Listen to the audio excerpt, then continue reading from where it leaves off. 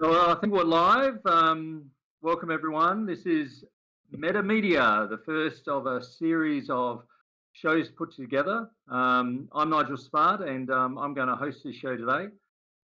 What this show is all about is primarily trying to put ourselves in your shoes as students and people that play games and are passionate about the esports industry. Um, I've got three industry veterans who will talk about working in esports and probably help you on that journey of if you really want to work in the industry, work in the gaming or esports industry, how do I actually get a role? How do I get a job? How do I get a position, okay, in a team, in a tournament, in a league? How do I work my way from year 11 or 12 into the industry? How can I do that? And that's probably what we'll try and look at today. The esports industry is growing. There's no doubt about that globally and domestically. It's expanding, and the roles that are within the industry are mind blowing. Everything from running tournaments to executing sponsorship agreements, working with big brands, managing players, and yeah, building out a fan and engagement strategy with an audience. So today we've got three guests. Okay, we've got Tim Wendel, head of esports for Legacy Esports, industry veteran. We've got Brad Manuel. He's the managing director of Livewire Gaming, a new esports consultancy. Brad's one of the best business development managers in Australia, selling the dream, you could say, Brad.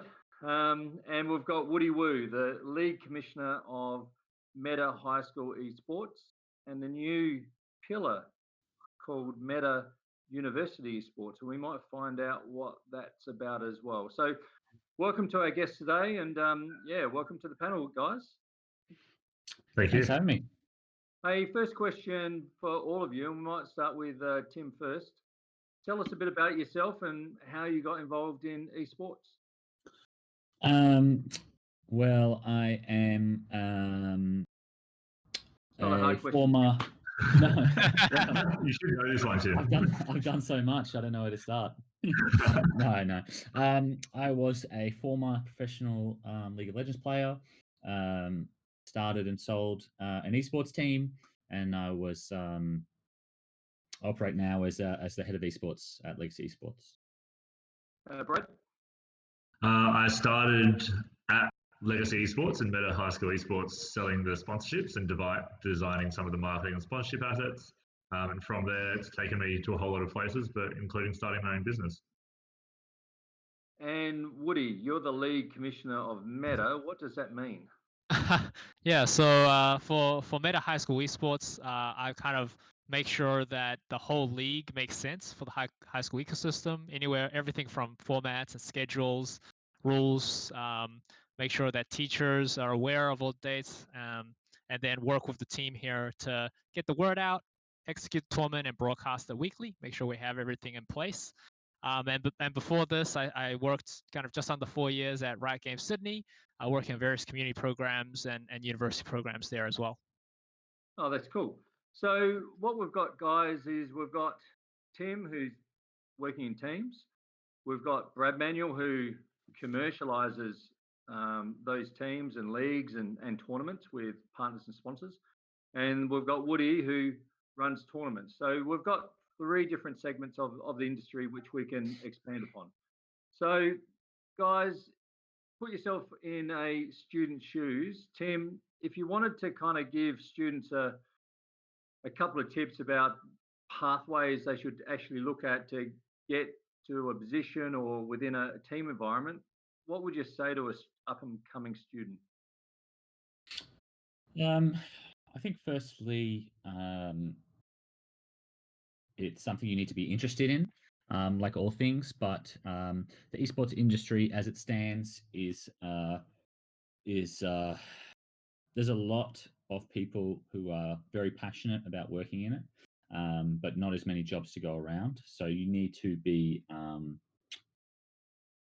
sort of everybody has enthusiasm about working in esports, and I think if it's an industry you're not enthusiastic about, you're going to stick out really quickly. And other than that, I think it is just getting involved as early as you can in some capacity. And that doesn't necessarily mean, looking for a job immediately or anything like that, but just engaging in esports as a consumer or as a fan, or I think familiarizing yourself with how it all works is going to be really important. And whether that could be anything from just watching and participating in Twitch chat, or participating in your favorite team's Discord, or interacting on social media, any number of things. But the most important thing is just to get involved in some capacity, get a feel for what's going on, and maybe figure out where you might work as a result of that, as opposed to having a job in mind from the outset. Brad, you work in the commercialization or the sales and servicing of esports partners and their sponsors. The skill set required in your particular areas is quite different. Do you want to explain that? Yeah, unlike Tim and how he got into it, I am no good at League of Legends or other video games. So a lot of the skills for working in, I guess, business development and being able to help brands enter the space are firstly, you obviously need a good understanding of gaming and of esports and how that works, but not how it works from a player point of view, more understanding how a brand could commercialize those assets, so how they can sell them based on the number of views that a streamer might get, or the number of eyeballs that someone might watch a legacy play, for example, or for Meta, as an example, the amount of high school and university students that play the game. So ultimately, from my side, there's an understanding about marketing and being able to talk to brands about how esports and gaming are useful in marketing. And one of the other things that Tim mentioned as well, but there's definitely a part of building relationships. I think that's a really key part of what we do, is knowing who to go to at the right times, having a really big list of contacts. So when you have opportunities and find opportunities, you know the person to find most quickly. Yeah, but how does a student learn that at school? Like in terms of the data and analytics, understanding audience metrics, stream numbers, and the ability to then narrate that back to a brand to say, look at the numbers of eyeballs watching this particular tournament or particular team. Yeah, it's a really good question. I don't think there's it's been a little while since I've been at high school, but I don't think there's a course that's come up in the last couple of years that's navigating stream numbers or coming up with marketing. So there's definitely a part of it that's experience based. I hadn't done anything in it. I'd worked with people inside the Adelaide Crows and with Legacy, and started looking at different data sets and different eyeballs and kind of doing it firsthand. So there's definitely just some experience about it. But there's also a lot of really good and really interesting things that you can read in case studies, in different things like Newser and Nielsen reports. Like, there's a lot of data, Esports Insider, for example, and in GameSpot, there's case studies that are coming out. So if you're interested in overall metrics for League of Legends, you can use things like Twitch Tracker yourself, which is a free tool, to start looking at different people's streams and comparing them to each other, which, as a very basic point that's free, is an interesting way to start understanding where everybody sits in that kind of environment. Okay, so Twitch Tracker, mark that one down, students.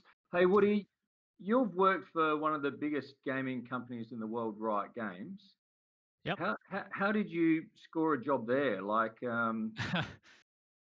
Yeah, I mean, so in terms of my time at Riot Games, I was based in New Zealand, grew up there, went to uni there, and this was before Riot Games had an office or an Oceania server or an office in Sydney. So at the time, I was playing League of Legends, big fan, as Tim mentioned. You got to be enthusiastic, you got to have that passion, and that's what I was doing, playing on the North American servers in New Zealand at the time.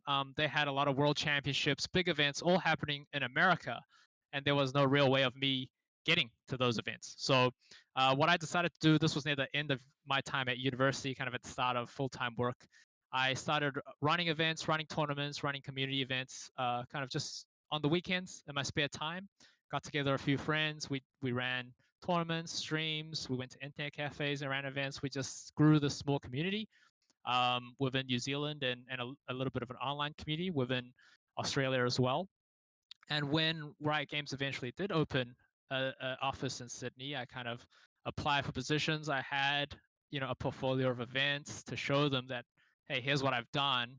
Here's, the broadcasts we've done, the events we've done. Here's the attendance, and I think from that they saw that had potential. In fact, I already knew a few riders from doing these events, so when I applied, I could talk to them. They already knew me, and that helped a lot. So you kind of just started your own mini industry and then showed some of the industry people that you can actually work within the industry that they were kind of creating. Yeah. So I mean, there was nothing there at the time. It was still, this was back in 2012-ish. So it was still really early days, especially for Australia and New Zealand.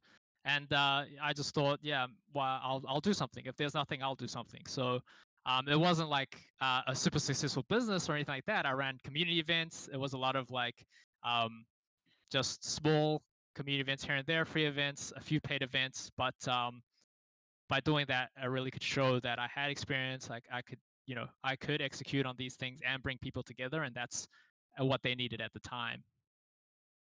Hey, Tim, many of the students that are going to potentially watch this show want to be a pro player.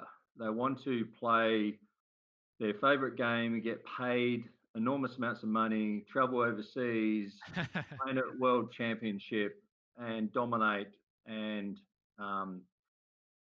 be endorsed by sponsors from Brad Manuel. But a lot of the students aren't going to make it, are they?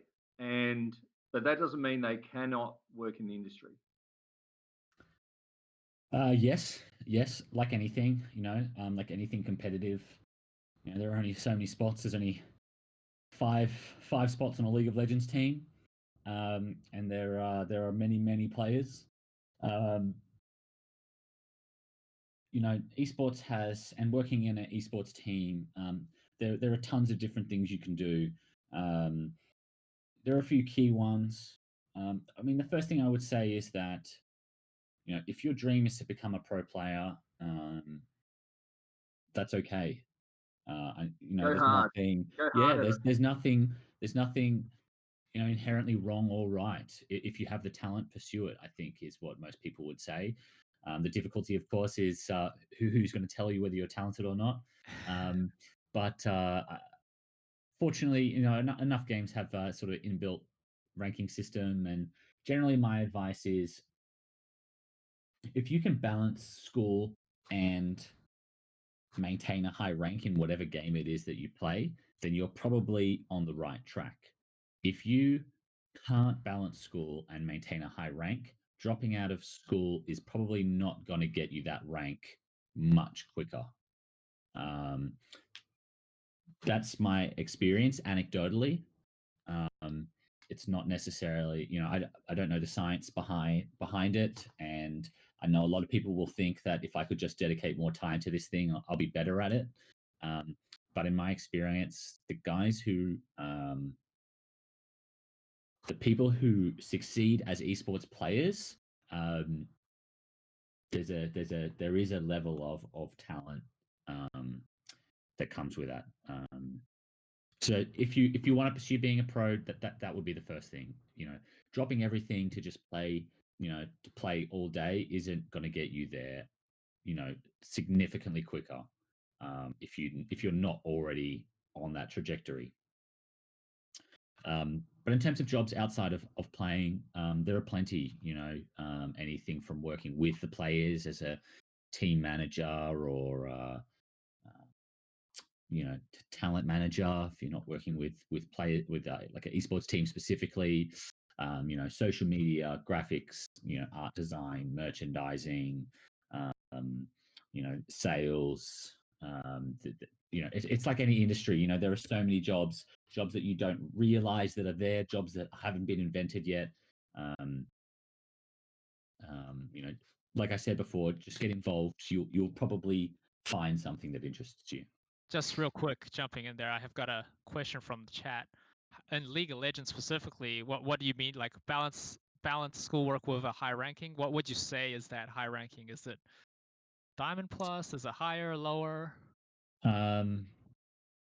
Yeah, it's going to be different in every game. I think for me, it's like you need to be at least Diamond Plus. I think there's no if you're if you're Platinum for me, if you're at school and you're Platinum, I don't think that dropping out of school is going to get you to Challenger quick enough that it is worth missing a year of school. For instance, you're much better off finishing school and playing on the side where you can, and then after that, deciding what you want to do with your time.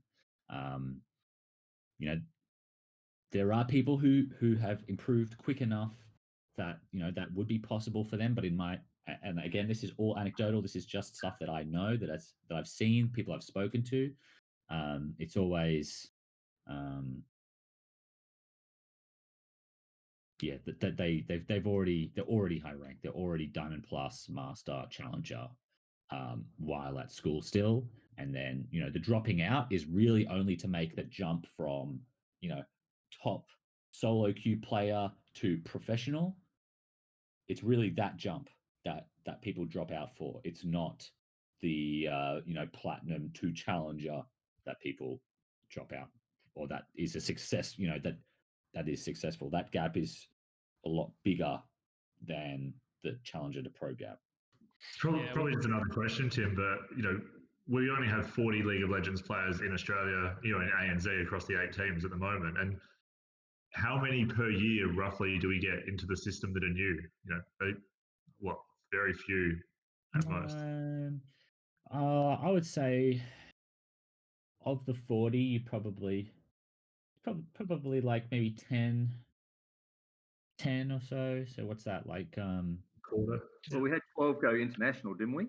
20. This year was a different this year. year. We did. This year we did. But I'd say we'd probably recycle maybe 30% of the players on a year-by-year basis.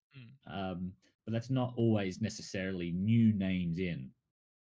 It's usually old names that were just outside that top 40 level. They're in the Challenger series, yeah. Yeah, but what is happening in the ecosystem is a couple of years ago there was no meta high school esports.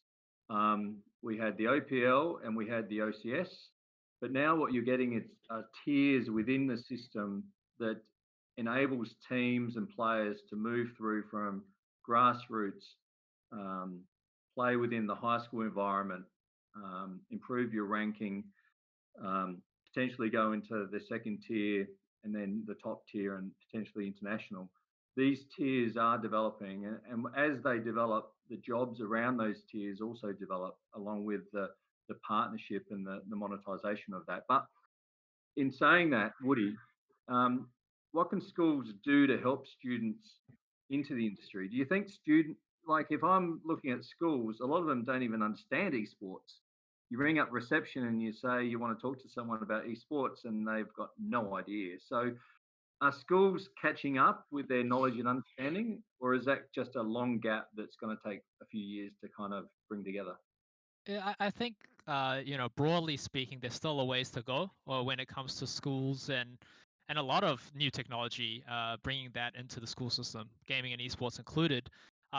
There are a lot of schools now where new teachers are coming in and they're they have experience in gaming and esports and next generation of teachers, and that makes the conversation a lot easier. But for most schools, it's just a case of continuing to educate and talk to teachers and schools about, hey, here is gaming and esports. Here's what it's all about. All your kids play it pretty much, and here's how we can leverage it best to deliver good school engagement and good results at school for your students. And I think the path to getting most schools on that kind of line of thinking or onto that train is that we'll slowly have schools, especially teachers that are already on board with it. We'll start to get these case studies, get these stories of positive contributions that gaming esports has for those school communities, and then those stories and case studies will spread.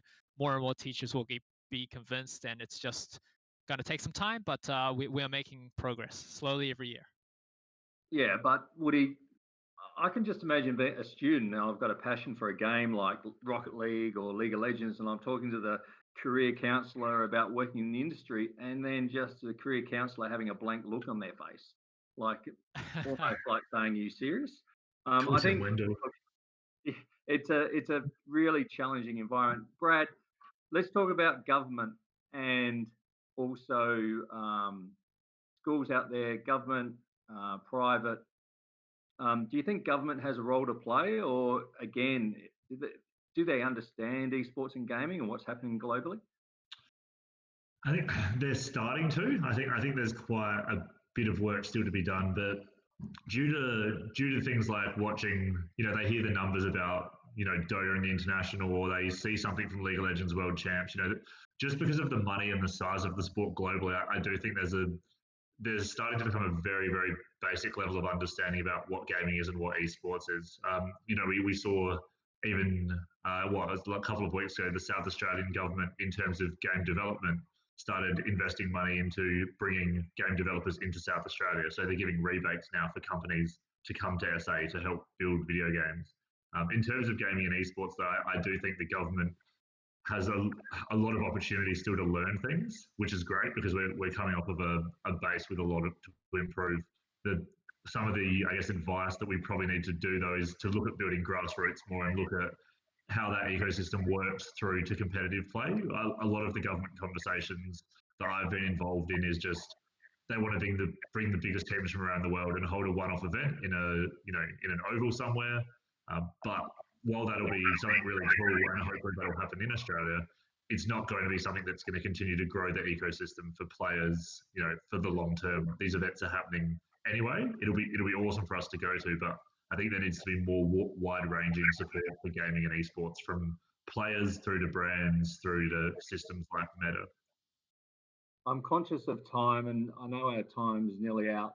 I'm just going to ask a question of each of you, and if I'm a student, and hopefully they've listened tonight and got a couple of key points, in the next week or so, we'll have another panel.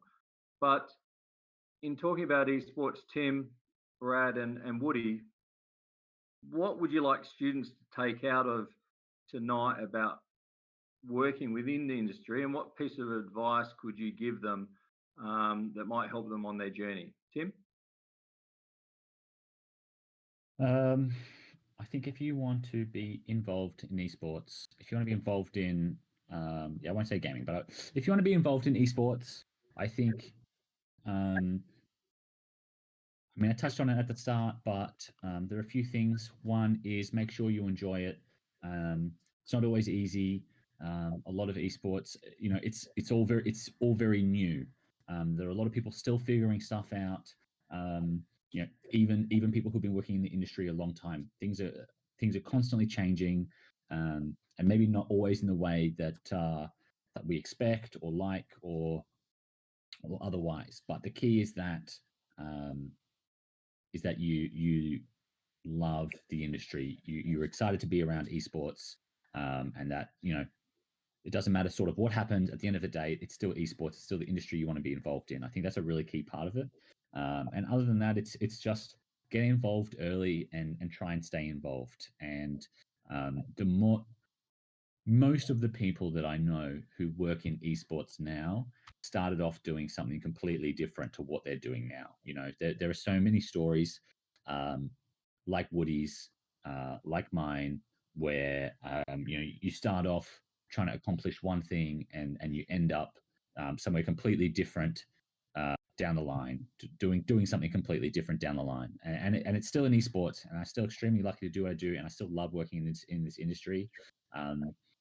But it's not because I wanted to be. It's just because I got involved early and I stayed involved. So just whatever your niche is, whatever the thing that you find most interesting is, just start with that. And ask a esports team if you can volunteer, or ask a player if he needs help with something, or with I don't know, other people who are interested, community organizations, Facebook groups, Discord servers where people talk about things that you're interested in. Just stay involved, and opportunities will arise. Yeah. Wendel, he'll get you a job. Brad, any advice from your position? Like, there's in terms of sponsorship and commercialization, there are jobs in the future, aren't there not? If anything, there'll be more and more jobs. Even since COVID, obviously COVID's been bad for lots of reasons, and particularly for locking everybody inside their houses. But really interestingly, it might be one of the biggest growth periods for brands from an esports and gaming side, because traditional sports like AFL and NRL haven't been able to happen, or they've been delayed. So there's a lot of brands now that are looking at esports and gaming to find different ways to talk to younger people and to engage in new hobbies. So if anything, there'll be more and more teams that will be looking for people in my jobs. There'll be more brands that will be looking for esports experts to give them some advice. There will be a lot of people, I think, in these areas in the future. So I think it's a really good opportunity to get involved in if you can. Yeah, we might just want to plug our sponsors for Acer, Intel, Optus, Harvey Norman. Thank you for their ongoing support. I should have done that at the start of the and Torrens University. Torrens University. And Woody, advice for the troopers out there? Yeah. I think as Tim and Brad mentioned, it's like there's a lot of things you can do in esports, a lot of things you might not think of at the first place. Pro player is obviously the first thing a lot of students and gamers want to be. Everyone wants to be, the Faker or the LeBron James of their chosen sporting game, but it's not always the way things work out. So what I would say is, be involved, be invested, and find your niche. I think there are a lot of people who are passionate about games or esports. In fact, I saw this a lot at Riot Games as well, where a lot of players would say, "Hey, I want to be at Riot Games. I want to work for Riot Games. I'll do anything. It doesn't matter." But really, what I've seen the better approach is find out how you can add value. Whether it's to a team or a game publisher or a tournament organizer, whatever it might be, figure out how you can add value so that you can go up to them and say, "Hey, I want to do this specific thing for you, and here's my skills and expertise in doing that specific thing." We're in a day and age where you can almost learn anything on the internet. You can even try things out, start video editing, graphic design, do anything online and by yourself and just give it a go. So having the show reels, having the portfolio, having starting the Discord community, whatever it might be, finding your niche and showing that you can do it, you have a passion for it, and you can make progress in it is probably the key. And probably to sum up what you've heard today, Tim Wendel, Brad Manuel, Woody Woo, they're experienced operators in a growing industry.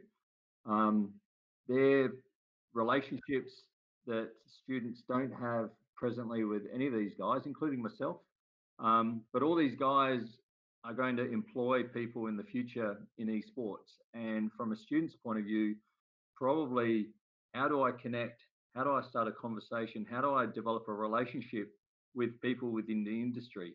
And that's probably the element I want to portray to the students is, get to know people within the industry and understand your passion point, and then drive that kind of relationship, because all these guys can help you out, and there are jobs in the future. Do your schoolwork, but at the same time, drive your passion point. Hey guys. Sorry, Nigel, before we close off, I just got a couple of questions in the chat here, mostly for Tim, because they're all interested in the pro pathways and team pathways. But I'll just ask a couple of these questions and I'll let you close off, okay? Yeah, but those players got to get paid by Brad, okay? Yeah, some of the students should learn about the commercialization, how to get sponsors from Brad, but definitely. So we have one, I think, here from a teacher. In terms of pathways to teams for students, what's kind of out there right now? What do you think the pathways are for students right now into a team?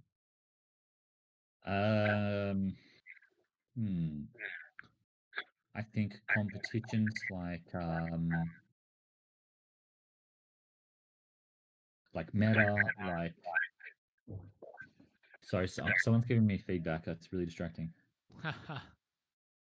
Might be, I think maybe Nigel. Okay, cool. I would say, yeah, so getting involved. So first is playing the game, obviously. play the game that you're interested in. Play it as a lot, I guess, or as much as or as little as you enjoy or you feel comfortable with. Most games will have a ranking system built into the game, something like solo queue for League of Legends, um, and attaining a high rating on that is really important. Pretty much every pro player has done that at some stage during their journey. Not all of them, but the vast majority, and it's also the easiest way to get recognized. We certainly spend a lot of time looking at ladders across different games or results. You know, if you play something like Fortnite, how you're doing in cash cups or dailies. We definitely do keep an eye on that. I think outside of inbuilt ranking systems, getting involved in competitions like local lands at a net cafe or something like meta or amateur leagues, like a tier 2 league for the major games will definitely get you noticed as well. But it really depends on where you're starting from. If you are if you're already highly rated and you're interested in going pro, and it's like what I spoke about before, that next step, that's really where a lot of these solutions would come in. You're not going to be able to play for an amateur team, or you're not going to get noticed at a LAN if you're not already quite good. But if you have an ambition, if you're having ambitions of going pro, but you're relatively new to the game that you play, or you've just found esports and you love it, I would say focus on improving first. There's a ton of resources on the internet for basically every single game that'll explain how to get better at certain aspects of that game. And I would say use the knowledge that is out there, educate yourself, focus on improving first. If you're if you're dying in the first 10 minutes of every pod game, you're just getting knocked straight away and losing. Don't focus on the end goal. Don't focus on being a pro, which is way out over here. Just focus on making it to 15 minutes, or making it to that next circle, or if you're playing CS, improving your matchmaking rating. It's like anything. You're not just going to pick up a football and start playing AFL straight away. There's a lot of work in between that. And just on that note, we have a player who's asked, does being challenger guarantee a spot on a pro team? No, but it's definitely the best thing you can do. You will get noticed undoubtedly. And when I say get noticed, I don't mean only by me. As far as recruiting goes, I'm probably the last person you're going to talk to before you join a pro team, not the first. The first people who you're going to notice are your peers, the people you're playing with, coaches for other teams, people who are just involved in the community. These are all the people who are going to notice you first. And so, maintaining a good relationship with those people is really important. I think your behavior in game is important. If let's say you are challenger, if there's 50 spots in challenger, if the other 49 players hate you and they don't want to be on a team with you, it doesn't matter that you're in challenger. You're going to have a hard time finding a team. So no, definitely doesn't guarantee you a spot, but I would say it's probably the best thing you can do. Yeah, and just on the pathways, one final bit. Obviously, those are the pathways to pro player, really having high ratings, playing in those amateur events or challenger series events and whatnot. How about like if you're into esports, you're not a great player, but you're a video editor or you do graphic design, or you know social media, you want to do these other things. How do you get noticed by a team? I would say just start doing it, which is sort of weird advice. But if you're a video editor and you love esports and you want to be involved in esports, start editing videos and just put them out there and see if people like them. See where you can improve. Engage with teams, engage with other video editors. If you watch Team Liquid's content and you really love how it's done, try and get in contact with the people who are involved in producing it and see if they'll talk to you about how they do what they do, or if you're interested in social media, try running a gaming social media account or an esports focused social media account. That doesn't necessarily mean a team's account, but start posting about what you find interesting. See what sort of posts succeed, which don't, and what are people interested in. These things don't always have a goal or they're not always investments that will pay off immediately or at all. But the best advice I could give is enjoy it first, and then start doing it because you enjoy it, just for any reason. Start honing your craft. Try and find like-minded people with which to discuss what you're doing, and hope that you get good enough that someone will be interested in working with you. Woody, there's a great story, Tim, and it involves a videographer called Winston. To be the videographer for Legacy Esports. He's now working for Gen G. So there is a progression of doing great work here in Australia will get noticed internationally as well. And you're going to see a lot more globalization and movement of talent, whether you're a graphic designer, whether you're a videographer, whether you're a content creator. All these people that are good at their jobs here in Australia, there will be opportunities overseas to work in teams and organisations overseas. And I think that's a great story for Winston, Tim. Yeah, great. Yeah. That's awesome. And I think that's all the questions we had in chat, Nigel. So I'll let you wrap us up. Okay, so this is the first of hopefully a series of shows, just supporting students with questions and answers about getting involved in an ever-changing esports landscape. I want to thank Tim, Brad, and Woody for your time tonight. Thanks for making the effort. And for Meta and the media division, adios, and that's the end of the show. Thanks, everyone. Thanks, guys. Thanks all. Thanks, guys. See everyone.